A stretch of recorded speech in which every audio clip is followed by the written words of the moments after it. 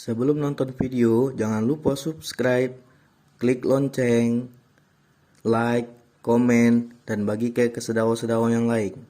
Assalamualaikum, saudara. Nah, kali ini kita akan membahas tentang panggilan di dalam rumah atau panggilan di dalam keluarga.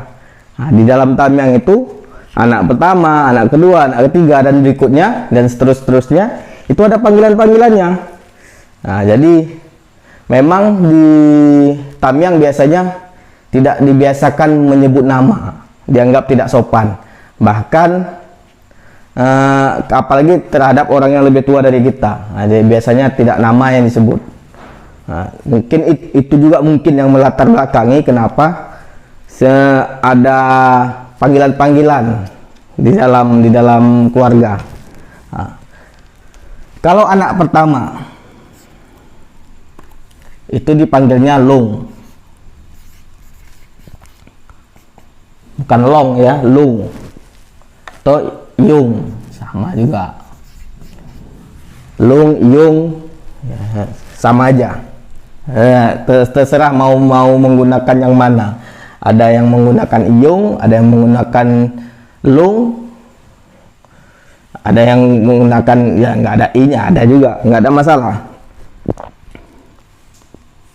Nah, yang kedua adalah ngah. Nah, jadi misalnya wak ngah, nah, berarti dia posisinya setingkat dengan orang tua kita, tetapi lebih tua dari orang tua kita. Misalnya pak ngah, berarti dia setingkat dengan orang tua kita tapi lebih muda dari orang tua kita, dan posisinya dia anak kedua. Nah, bang ngah, nah, berarti dia posisinya anak kedua, ngah. Ketiga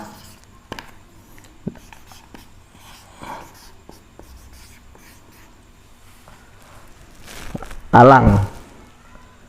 Nah, alang berarti anak ketiga. Nah, ketika dia anak ketiga panggilannya alang.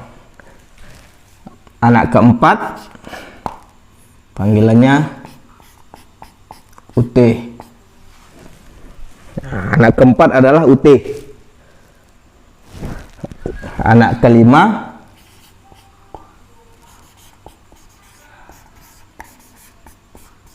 anda. Nah, panggilannya anda, anak kelima. Saya sendiri adalah anda. Ada yang manggil Pak Anda, ada yang manggil Wak Anda. Nah, kalau yang manggil Pak Anda berarti anak dari abang saya atau anak dari kakak saya. Itu manggil saya Pak Anda. Karena saya setingkat dengan orang tuanya, tetapi lebih muda daripada orang tuanya. Kalau yang manggil saya Wak Anda berarti dia adalah adik-adik saya. Adik-adik saya anaknya memanggil saya Wak Anda karena orang tuanya setingkat dengan saya tetapi lebih muda. Ini anak kelima. Anak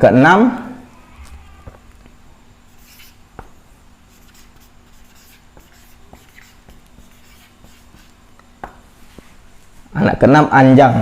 Nah, anak keenam panggilannya anjang. Anak ketujuh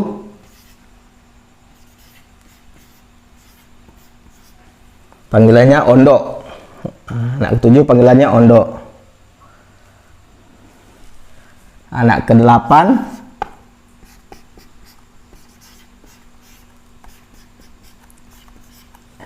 endek.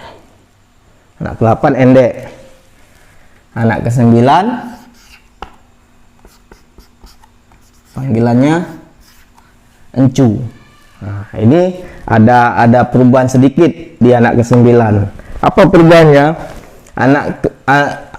Anak ke-9 ini tidak mesti encu. Tapi yang pasti encu ini adalah anak paling terakhir.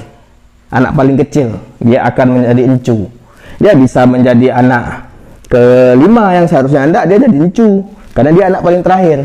Dia bisa menjadi anak ketiga. Anak ketiga bukan alang tapi encu karena dia anak terakhir. Intinya ini anak terakhir, encu ini, karena posisinya sampai 9, jadi encunya di 9.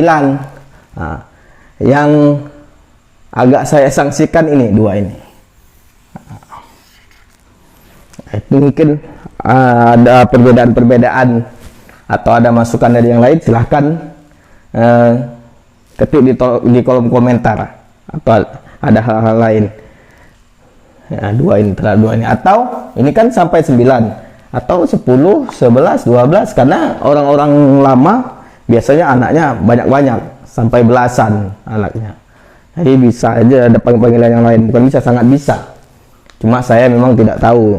Saya tahunya sampai segini. Nah, jadi boleh kasih masukannya, kita akan tambahin ke depannya. Jadi anak pertama adalah long, anak kedua adalah ngah, anak ketiga alang, anak keempat utih, anak kelima anda, anak keenam anjang, anak ketujuh ondok, anak ke-8 endek, anak ke-9 encu, atau anak paling kecil. Paling kecil. Nah, jadi dia tidak mesti yang ke-9, bisa ke berapa aja. Misalnya ada 10 anaknya, berarti encunya turun ke nomor 10. Ini sebutannya lain lagi. Misal ada 11 anaknya, berarti encunya turun ke nomor 11. 9-10-nya ada panggilan yang lain lagi. Jadi ini. Jadi boleh menggunakan kata ganti ini untuk anak-anak kita. Semoga bisa diterapkan dalam kehidupan sehari-hari. Assalamualaikum warahmatullahi wabarakatuh.